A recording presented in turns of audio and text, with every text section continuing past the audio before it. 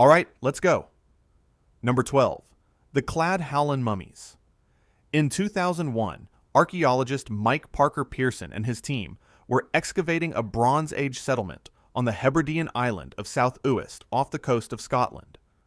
Beneath the foundations of 3 roundhouses, dating back roughly 3,000 years, they found 4 human bodies buried in the fetal position. The find seemed unusual, but not unprecedented. Bronze Age communities sometimes interred their dead beneath their homes. What the team discovered next would rewrite our understanding of how prehistoric Britons treated their ancestors. The bodies had been mummified. This alone was extraordinary because true mummification was thought to be impossible in Britain's wet climate. Analysis of the bone surfaces revealed the truth. The corpses had been deliberately submerged in a peat bog shortly after death, allowing the acidic, oxygen-starved water to preserve their flesh and halt decomposition. After 6 to 18 months in the bog, the bodies were removed, dried, and kept above ground for centuries before finally being buried beneath the houses. The Bronze Age inhabitants of South Uist had been keeping their dead as relics, displayed and handled by generations who came after. But here's where the discovery turned into something else entirely. When researchers conducted DNA analysis on the male skeleton in 2012, they found something that violated every assumption about a buried individual. The torso, the skull, and the lower jaw all came from 3 different men who had died at different times. The body was a composite. The female skeleton showed the same impossibility. Her remains combined parts from at least 3 separate individuals, including a male skull fitted to a female body. These weren't ancestors lovingly preserved. They were assemblages, constructed corpses built from the remains of multiple people. The radiocarbon dating made the practice stranger still. The body parts had been combined from individuals who died centuries apart. The composite male was assembled from people separated by 300 to 600 years. Whoever built these bodies had access to ancient remains, perhaps from older bog burials or family ossuaries, and deliberately combined them into Frankenstein-like figures. Some archaeologists suggest the composites symbolized merged ancestral lineages.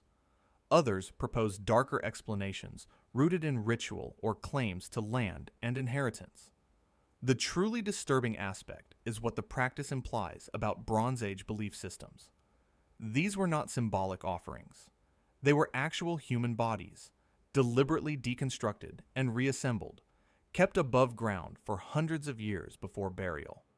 The people of Cladh Hallan walked past these composite corpses every day. They lived in homes built directly on top of them. The mummies were active participants in daily life, and when the houses were finally abandoned, the constructed bodies were sealed beneath the earth, where they waited 3,000 years for someone to discover what they truly were. Number 11. The saltmen of Cherabad. In 1993, miners working in the Cherabad salt mine in northwestern Iran's Zanjan province struck something that wasn't salt. Their tools hit a human head, severed cleanly from its body, with white hair, a long beard, and a single gold earring still in place. The face was so well preserved, it looked as though the man had died days earlier, rather than 1,700 years before. Around his remains, miners found a leather boot still containing the bones of a foot, 3 iron knives, woolen trousers, and a leather rope. The man had been crushed by a tunnel collapse and entombed in salt that mummified his body across centuries. He was the first. Over the following decades, mining operations and subsequent archaeological excavations would uncover at least 6 salt-preserved bodies, with some estimates suggesting more remain trapped in unexcavated sections. The earliest dates to roughly 2,400 years ago, during the Achaemenid Persian Empire. Others lived during the Sasanian period, separated from the first by nearly 1,000 years. The salt mine had been claiming victims across vast spans of human history, and the same conditions that killed them preserved their bodies with horrifying fidelity. What makes the saltmen particularly unsettling is the level of detail their preservation captured. One body retained its stomach contents, allowing researchers to reconstruct his last meal. He had eaten a mixture of cereals, including barley, before the mine collapsed on him. Another corpse showed evidence of severe head trauma, suggesting the workers may have been killed by falling rock before being buried. Their hair remained intact. Their beards were still neatly groomed. Their leather boots, woolen clothing, and personal tools survived as if frozen in the moment of catastrophe. The mine itself becomes the most haunting element of the discovery. The salt that preserved these men did so by drawing every molecule of water from their tissues and replacing it with crystalline structures that prevented decomposition. The process is brutal. Bodies trapped in salt are slowly transformed into something between flesh and stone. Their organs hardened, their skin tanned to leather. The saltmen did not die peacefully. They were crushed, suffocated, and then mummified by the very substance that killed them. And the mine continued operating for centuries afterward, with workers walking past their entombed predecessors without ever knowing they were there. The most disturbing implication concerns what the salt mine still holds. Modern excavations have been suspended due to the structural instability of the site. Radar surveys suggest additional bodies remain locked in the rock, preserved exactly as they died, waiting in the dark for tools that may never reach them.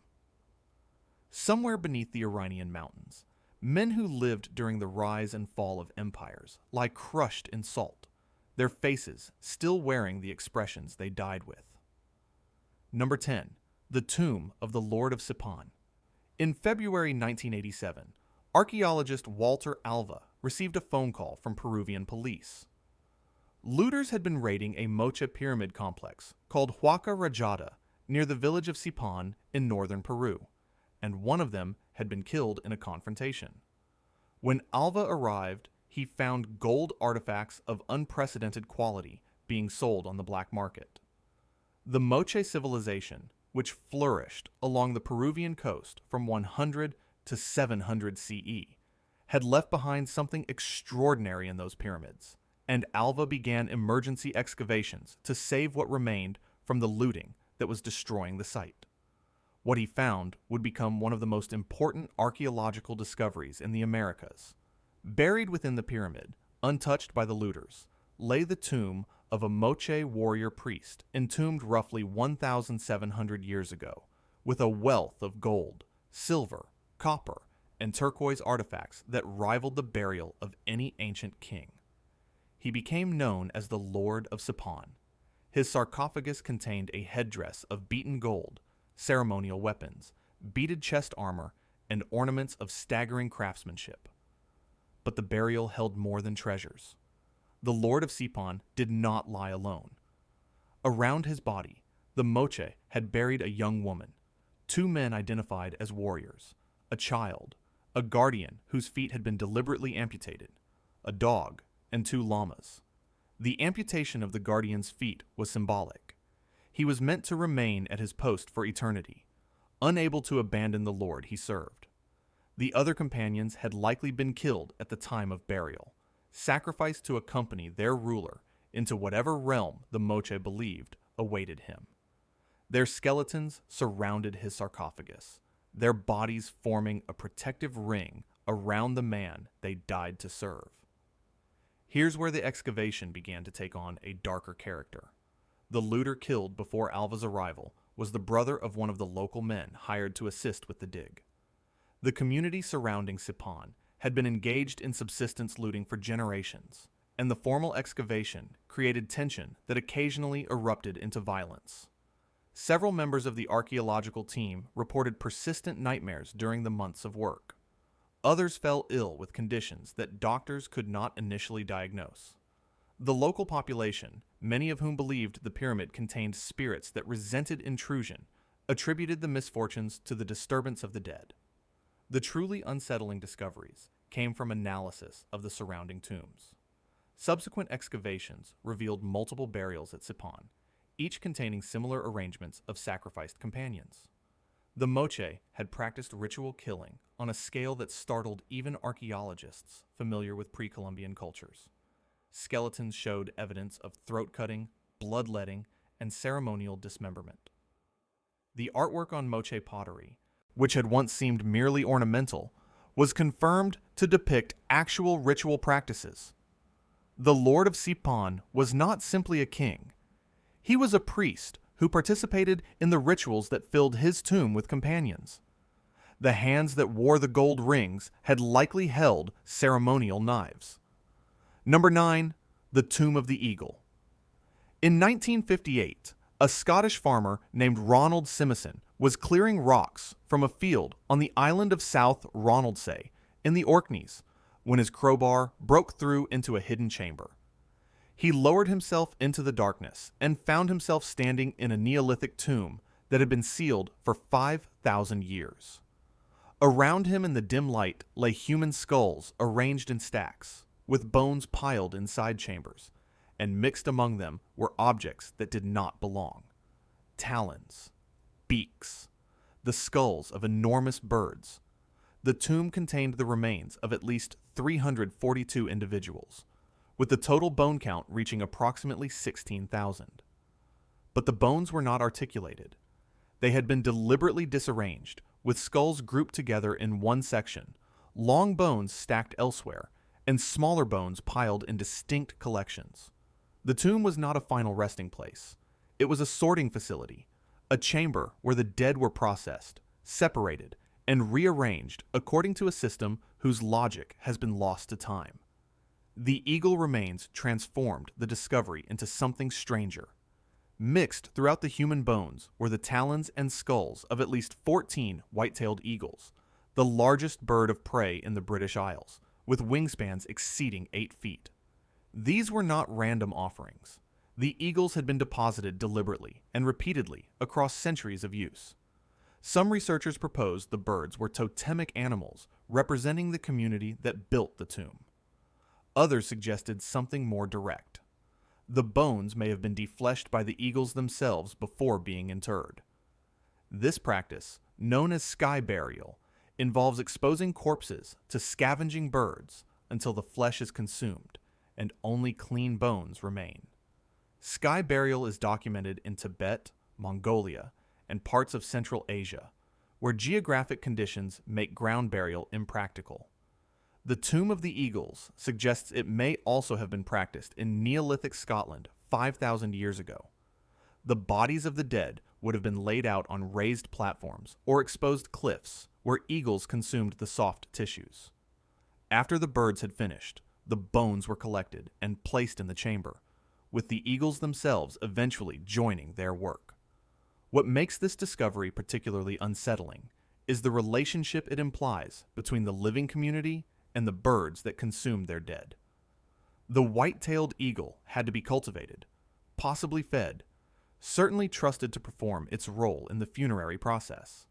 The community would have watched the birds descending on the bodies of their relatives, observing the transformation of flesh into clean bone over days or weeks. The eagles became sacred precisely because they completed a process the community could not perform itself. The most disturbing detail emerged from analysis of the human bones themselves.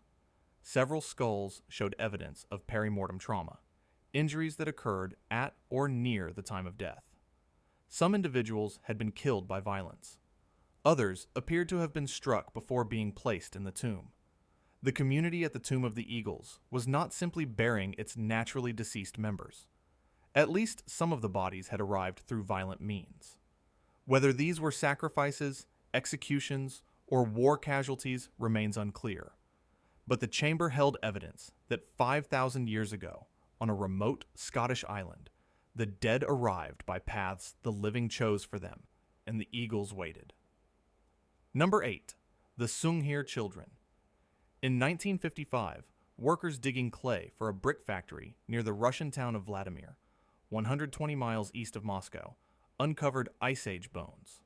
Soviet archaeologists arrived to investigate and discovered an Upper Paleolithic burial site dating back 34,000 years. Over the next several decades, excavations revealed multiple graves at the site, which became known as Sunghir. But it was the discovery in 1969 that would haunt researchers for the next half-century. Two children had been buried head-to-head in a single grave, surrounded by an extraordinary wealth of grave goods that defied every assumption about Paleolithic human society. The boy was approximately 12 or 13 years old. The girl was 9 or 10. Their bodies had been arranged so that the crowns of their heads touched, their arms extended along their sides, their feet pointing in opposite directions. The grave contained more than 10,000 mammoth ivory beads, painstakingly carved by hand, with each bead requiring approximately 1 hour of skilled labor to produce. 10,000 hours of work had been invested in ornamenting these two children for burial. Modern reconstruction estimates suggest the beads alone required years of community effort, made entirely for the purpose of accompanying these two specific individuals into death. The grave goods extended beyond the beads. The children had been buried with two enormous spears made from straightened mammoth tusks, weapons that would have been physically impossible to use because mammoth ivory cannot normally be straightened without modern technology. The Paleolithic craftsmen had developed techniques to do so anyway, creating ceremonial weapons that served no practical purpose. The children also wore caps decorated with carved foxes, ivory pins, animal tooth pendants, and bracelets. They had been dressed in clothing covered with thousands of beads, transforming their bodies into glittering displays of wealth that hunter-gatherer societies were not supposed to possess. Here's where the discovery began to disturb the people studying it. The boy's skeleton was largely normal. The girl's was not. Her femurs were severely bowed, curved in a manner that would have made walking difficult or impossible. Her bones showed signs of a developmental disease that researchers have variously identified as a form of skeletal dysplasia or possibly a genetic disorder. She had been physically incapable of contributing to her community in the traditional sense of a Paleolithic hunter-gatherer. She could not have hunted, could not have gathered effectively, could not have moved with the group across the seasonal migrations that defined Ice Age survival.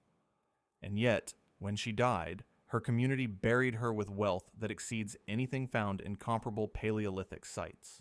The implications challenge fundamental assumptions about prehistoric human societies. Paleolithic communities were thought to be egalitarian, with grave goods reflecting individual achievement or universal funerary practices. The Sunghir children violate this model. Whatever determined the wealth of their burials, it was not based on what they had personally contributed to the group.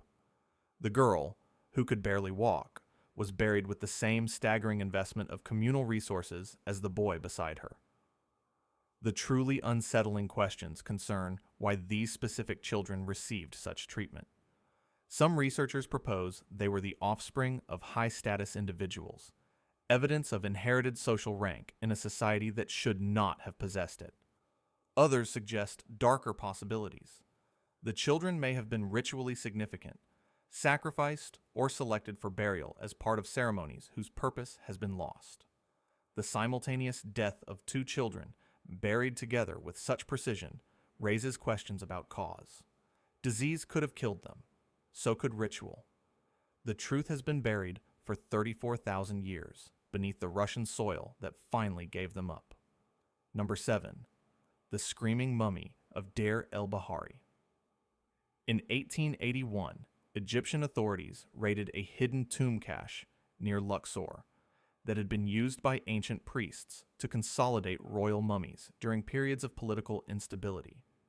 The cache contained the bodies of pharaohs, queens, and members of the royal family, hidden together to protect them from tomb robbers. Among the preserved corpses was a woman whose mummification differed from every other body in the cache. Her face was contorted in what appeared to be a final scream, her mouth wide open, her hands and feet bound, her body wrapped in a sheepskin rather than the fine linen reserved for royalty. She was catalogued, stored, and largely forgotten for over a century. When modern researchers turned their attention to her in the early 2000s, they began to understand what they were looking at. The woman, designated Unknown Woman A, had been treated differently from every other royal mummy because something about her death had violated the standard procedures of Egyptian burial. The sheepskin wrapping was a marker of impurity. Egyptian funerary practices considered sheep ritually unclean, and wrapping a corpse in sheepskin was a punishment that prevented the deceased from properly entering the afterlife.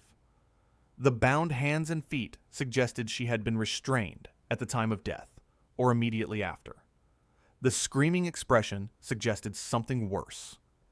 In 2024, CT scan analysis published by Egyptologist Sahar Salim of Cairo University revealed what may have happened in her final moments.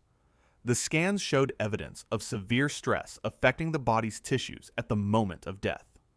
The muscles of her face had contracted in a phenomenon called cadaveric spasm, a rare condition where extreme emotional or physical distress causes muscular rigidity that preserves the position of death, even through subsequent decomposition.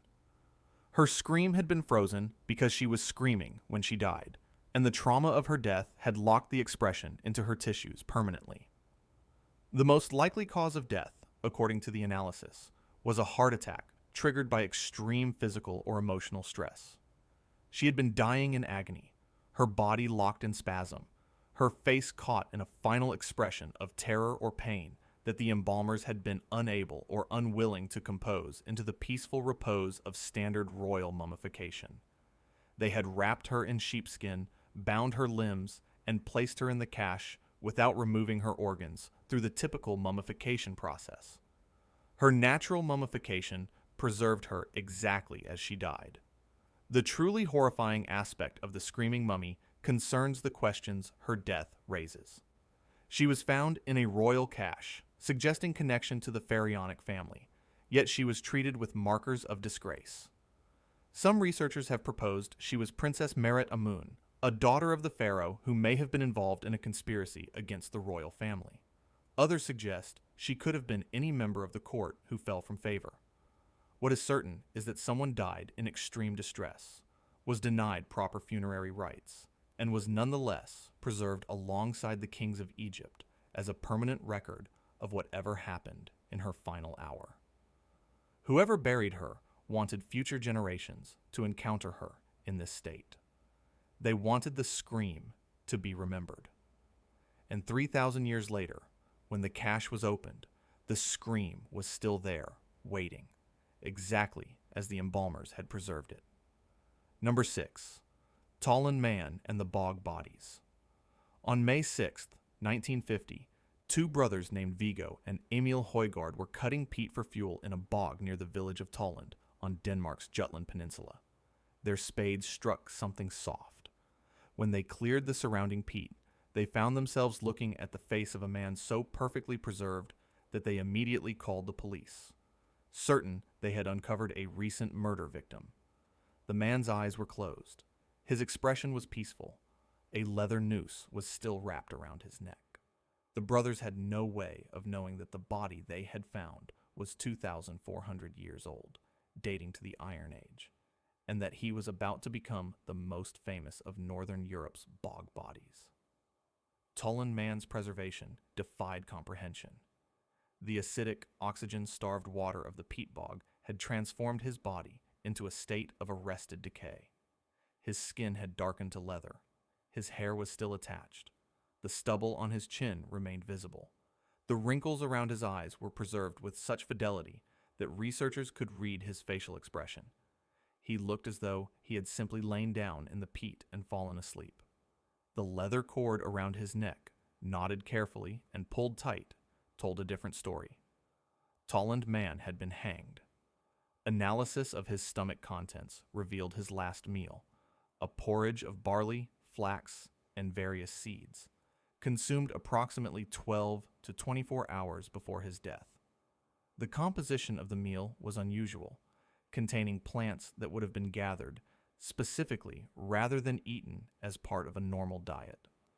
Some researchers interpret the meal as ritualistic, prepared as part of the ceremony that ended in his death. He had been fed, then killed, then placed in the bog with deliberate care. His body had been arranged in the fetal position, his eyes closed, his expression composed by hands that had worked on him after his death. But Tollund Man was not alone. Across northern Europe, peat bogs have surrendered hundreds of preserved bodies, dating from the Bronze Age through the Iron Age. The Grauballe man, also discovered in Denmark, had his throat cut from ear to ear. The Lindo man from England had been struck on the head, garroted, and had his throat cut, 3 separate methods of killing applied to a single individual. The Wide girl from the Netherlands had been stabbed near the collarbone and strangled with a woolen band still tight around her neck. Each body shows evidence of ritualized violence that exceeds what would be necessary simply to cause death. What makes the bog bodies particularly unsettling is the pattern that emerges across hundreds of cases. The victims tend to be young.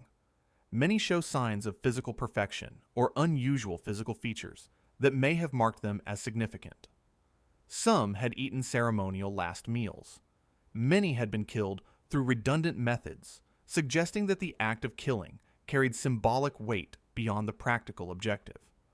They were placed in the bogs deliberately, in locations that the communities who killed them appear to have considered sacred. The bogs themselves were liminal spaces, neither solid land nor open water, threshold zones where the boundary between worlds was thought to be thin. Tollund Man's calm face is not the face of a victim taken by surprise. It is the face of a man who knew what was happening to him. Number 5. The Windover Bog People. In 1982, a backhoe operator named Steve Vanderjagt was working on a housing development near Titusville, Florida, when his machine struck human bones in a peat-filled pond. He stopped work and called authorities, expecting that he had disturbed a recent crime scene. What followed would become one of the most extraordinary archaeological discoveries in North American history. The pond contained the remains of 168 individuals who had died between 7,000 and 8,000 years ago during the early Archaic period. The bodies had been placed in the water deliberately by a community of hunter-gatherers whose burial practice has no clear parallel anywhere else in the Americas.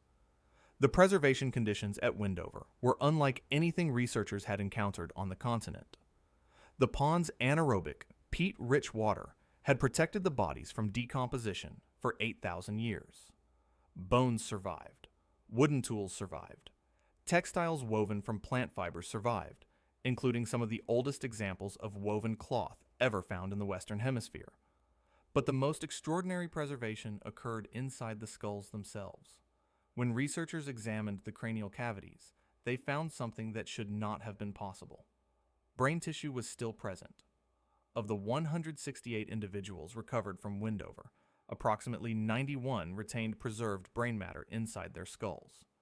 The tissue had shrunk and altered chemically over the millennia, but the basic structures remained intact. Researchers were able to extract DNA from the ancient brains, producing what was, at the time, the oldest preserved human DNA ever recovered in North America. The genetic material allowed analysis of the population's origins, health conditions, and family relationships across multiple generations represented in the burials. What the analysis revealed unsettled the researchers studying it. The Windover community had cared for individuals with severe disabilities and chronic illnesses across long lifespans.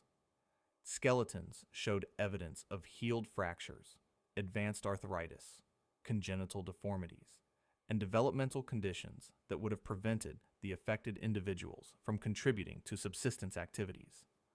One adolescent had suffered from spina bifida and would have been wheelchair-bound by modern standards, yet had survived to age 15, indicating sustained care from the community. These were not abandoned individuals. They had been kept alive by communal effort across years or decades. The most haunting aspect of the Windover discovery emerged from the temporal scope of the cemetery. The community that buried its dead in this Florida pond had done so for approximately 500 to 1,000 years, longer than the duration of most modern nations. Across that span, generations of hunter-gatherers had carried their loved ones to the same shallow water and placed them beneath its surface. The community vanished long before the arrival of Europeans, leaving no descendants, no oral traditions, no surviving culture to explain why they chose this practice, or what they believed happened to the dead they submerged. The pond preserved their bodies. It did not preserve their reasons. Number 4. The Tarim mummies. In the 1990s, archaeological excavations in the Taklamakan Desert of western China's Xinjiang region uncovered a series of burial sites that would generate political controversy still active today. The cemeteries contained mummified bodies dating back as far as 4,000 years, preserved by the desert's extreme aridity to a state of almost photographic clarity. The mummies' faces remained intact. Their hair retained its color. Their clothing survived in vivid detail. But the bodies themselves should not have existed. The features of the Tarim mummies were European, not East Asian, and the textiles they wore connected them to populations thousands of miles to the west. The most famous of the mummies became known as the Beauty of Xiaohe, recovered from a cemetery in the Lop Nur region. Her body was approximately 3,800 years old. She had pale skin, high cheekbones, a long nose, and red blonde hair preserved in tight braids. Her eyelashes were still visible. Her facial features matched populations associated with ancient Indo-European peoples who lived in the Eurasian steppes thousands of miles from the Taklamakan. She was wearing a felt hat with a feather, a woolen cloak, and leather boots. Around her body lay grave goods that included ephedra twigs, traditionally associated with shamanic rituals across Central Asia. The textiles preserved with the Tarim mummies created additional complications. Some of the bodies were wrapped in or buried with woven plaid fabrics, the patterns of which closely resembled the tartan textiles produced by Bronze Age and Iron Age peoples in Europe. The weaving techniques matched, the dye chemistry matched, the geometric structure of the patterns matched. The textiles suggested cultural connections across thousands of miles of steppe and desert, during a period when such long-distance contact was thought to be impossible. Here's where the science collided with politics. The Chinese government has consistently emphasized that the Tarim Basin and the broader Xinjiang region have been part of Chinese cultural and territorial space since antiquity. The discovery of European-featured mummies wearing tartan and predating the Han presence in the region by thousands of years complicated this narrative. Several of the most significant mummies have been restricted from public display. International research access to the sites has been limited. Foreign scholars who have published on the genetic and cultural connections between the Tarim mummies and Western Eurasian populations have faced obstacles in obtaining permissions for follow-up work. The most disturbing aspect of the Tarim discovery is what the bodies imply about the prehistoric world. The mummies prove that long-distance migration, cultural exchange, and demographic mixing occurred across distances that conventional models of prehistory considered impossible. 4,000 years ago, populations carrying European genetic markers and wearing tartan textiles were living in the deep interior of Asia, surrounded by some of the most inhospitable terrain on Earth. They built communities, raised children, and buried their dead in cemeteries that the desert preserved with terrible perfection. Their faces remain visible, looking out from the sand, holding answers to questions about prehistory that political pressures continue to obscure. Number 3. The Shanidar Cave Burials. In 1957, archaeologist Ralph Selecki of Columbia University began excavating Shanidar Cave in the Zagros Mountains of northern Iraq. Over the following several seasons, Selecki and his team uncovered the remains of 10 Neanderthal individuals dating between 65,000 and 35,000 years old. The discovery transformed scientific understanding of Neanderthal behavior and challenged every assumption about the cognitive and emotional capacities of an extinct human species. But the excavation did not unfold smoothly. The local Kurdish workers hired to assist with the dig developed serious concerns about the cave during the work, and several incidents occurred that complicated the project. The most famous of the Shanidar individuals became known as Shanidar I, an adult male who had survived multiple severe injuries during his lifetime. His skull bore evidence of a crushing blow that had blinded him in one eye. His right arm had been amputated above the elbow. His leg showed signs of a healed fracture that would have left him with a pronounced limp. He had survived these injuries for years, possibly decades, before his eventual death. He could not have survived without sustained care from his Neanderthal community. Members of his group had fed him, sheltered him, and protected him long after he was unable to contribute to subsistence activities. But it was Shanidar IV, a male buried in the cave approximately 50,000 years ago, that produced the discovery that would haunt the field of paleoanthropology for decades. Soil samples taken from around the body revealed unusual concentrations of pollen from at least 8 different flowering plant species. The pollen distribution suggested the flowers had been deliberately placed with the body during burial. The species identified included yarrow, cornflower, ragwort, grape hyacinth, and groundsel, plants known for their use in traditional medicine across Eurasia. Selecki proposed that Shanidar IV had been buried with flowers, possibly selected for symbolic or medicinal significance by Neanderthals who mourned his death. The flower burial interpretation transformed Neanderthals from brutish proto-humans into beings capable of symbolic thought, ritual behavior, and emotional response to death. Critics argued the pollen had been introduced to the burial by burrowing rodents or natural processes. Defenders pointed to the specific selection of flowering plants and the deliberate arrangement of the pollen distribution. The debate continues. Subsequent excavations at Shanidar in the 2000s and 2000s have produced additional evidence supporting deliberate burial practices. Here's where the excavation took on its darker character. The Kurdish workers assisting Selecki's team developed persistent concerns about the cave during the dig. Local tradition held that the cave was inhabited by spirits, or jinn, and several workers reported hearing voices, experiencing nightmares, or sensing presences during the excavation.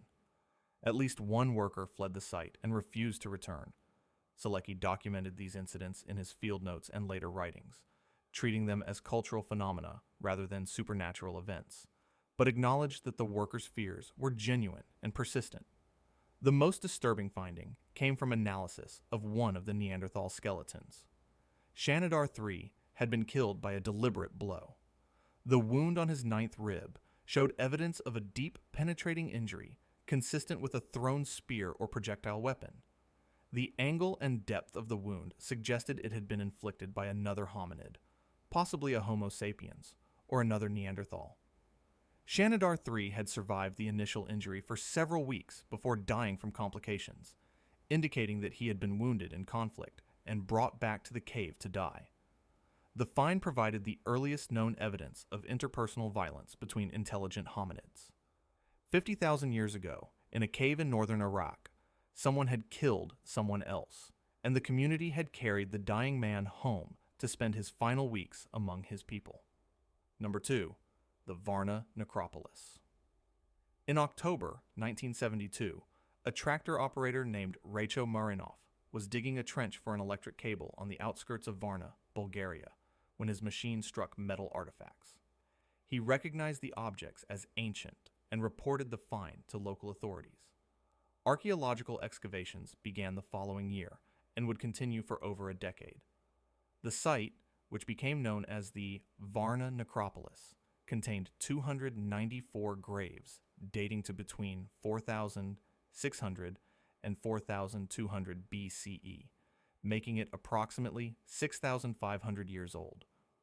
What the excavations revealed would force a complete revision of the timeline for the development of social hierarchy and organized wealth in human history.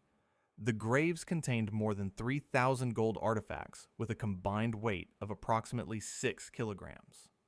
This was the oldest worked gold ever discovered, predating the gold of ancient Egypt and Mesopotamia by more than 1,000 years. The Varna gold included beads, bracelets, pectoral ornaments, ritual scepters, and decorated weapons of staggering craftsmanship. The metallurgical sophistication required to produce these objects implied a level of technical development that conventional models of Neolithic Europe did not allow. Someone in prehistoric Bulgaria had been refining and working gold to extraordinary standards thousands of years before such. Technology was thought to have existed in the region. The most famous of the burials became known as Grave 43. The individual interred in the grave was an adult male, approximately 40 to 50 years old at the time of death, buried with more gold than all the other graves at the necropolis combined. He wore gold ornaments on his clothing, carried gold-handled weapons, and was surrounded by ritual objects suggesting he had held religious authority during his lifetime. The wealth concentrated in this single burial exceeded anything previously found from the period.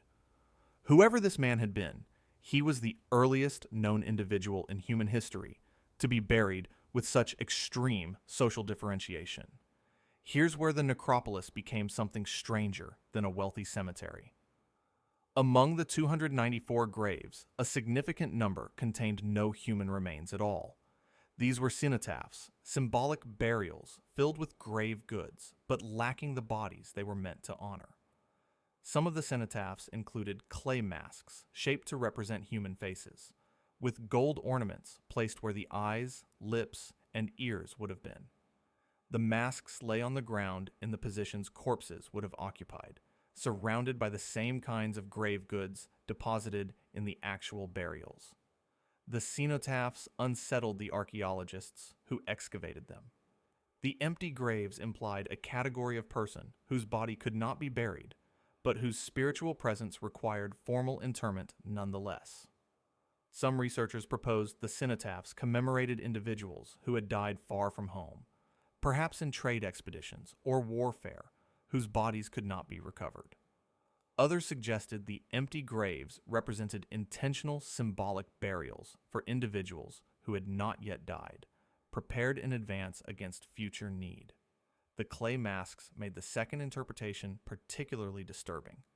The faces had been molded with care, given features that suggested specific individuals rather than generic representations. Several of the burials at Varna contained evidence of ritual sacrifice. Skeletons showed wounds consistent with deliberate killing. The man buried in Grave 43, whose wealth implied the highest social rank in the community, may have ascended to that position through religious authority that included the power to order deaths. The gold that filled his grave had been worked by craftsmen whose lives may have ended at his command, and the cenotaphs that surrounded his burial may have commemorated those whose bodies had been used in the rituals that defined his power. Number 1. The tomb of the cursed Princess of Ukok. In 1993, Russian archaeologist Natalia Polosmak led an expedition to the Ukok Plateau in the Altai Mountains of southern Siberia, near the borders of Russia, China, Kazakhstan, and Mongolia. At an altitude of 8,000 feet, in a region considered sacred by the indigenous Altai people, her team excavated a frozen burial chamber that had been sealed for approximately 2,500 years. Inside the chamber lay the body of a young woman who would become known internationally as the Siberian Ice Maiden. Her discovery would generate a cultural and political controversy that continues to shape Russian archaeology 3 decades later. The Ice Maiden had been buried by the Pazyryk people, a Scythian culture that flourished across the Eurasian steppes during the Iron Age. Her tomb had been constructed with deliberate care, lined with timber and filled with grave goods that included 6 horses, sacrificed and buried alongside her. Her body had been preserved by the permafrost that filled the burial chamber after a flood seeped into the tomb shortly after her death and froze permanently. The ice had transformed her remains into one of the most perfectly preserved ancient bodies ever recovered. Her skin, hair, internal organs, and even the elaborate tattoos that covered her arms and shoulders survived intact. The tattoos were extraordinary.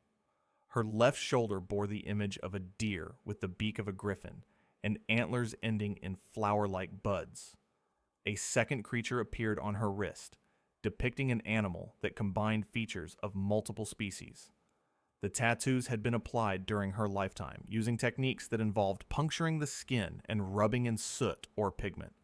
The artistry was sophisticated, the imagery symbolically dense, and the placement suggested ritual or status significance rather than decoration. She had been a person of importance in her community, possibly a priestess or shaman, buried with honors that included the sacrifice of valuable horses and the construction of an elaborate tomb at high altitude.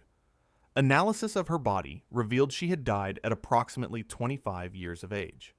CT scans conducted in the 2000s indicated she had suffered from breast cancer that had metastasized throughout her body, and that she had likely been using cannabis to manage the pain of her illness during her final months.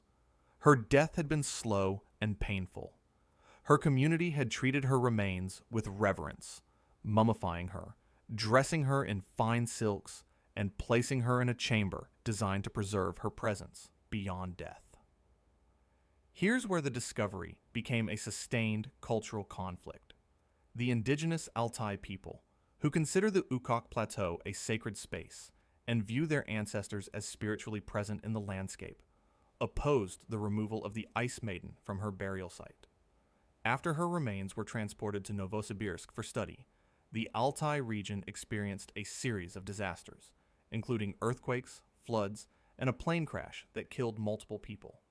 Local leaders attributed the misfortunes to the disturbance of the princess's grave and demanded her return. The Russian government initially resisted, but mounting political pressure and continuing local unrest eventually produced a compromise. In 2012, the Ice Maiden was returned to the Republic of Altai, where she now resides in a specially constructed mausoleum at the Anakan National Museum. The most disturbing aspect of the Ukok discovery is what it reveals about the persistence of belief across millennia. The Pazyryk people who buried the Ice Maiden disappeared from history more than 2,000 years ago, leaving no descendants and no surviving culture beyond the tombs they constructed in the frozen mountains. Yet the modern Altai people, themselves the inheritors of complex shamanic traditions, recognize the burial as a sacred space whose violation would produce consequences for the living. The Ice Maiden was a stranger to them across more than 2 millennia of separation, but her tomb belonged to a category of place that their belief system understood. When she was removed, the disasters they had warned of began to occur. When she was returned, the disturbances ended. The connection between cause and effect remains scientifically unverifiable. The pattern of events does not. She lies now in a sealed chamber in the Republic of Altai, her tattoos still visible beneath the glass, her face still preserved as it was when the ice first claimed her. The disasters attributed to her removal have receded into local memory, but the precedent her case established continues to influence archaeological practice across the post-Soviet world, and the questions her preservation raises about the relationship between the living and the long dead have not been answered. Some tombs were sealed for reasons we no longer understand, by people who believed those reasons would outlast civilizations. The Ice Maiden's tomb has now been opened twice. It will not be opened again. If you want to see more videos like this, click the video on screen now and make sure to subscribe.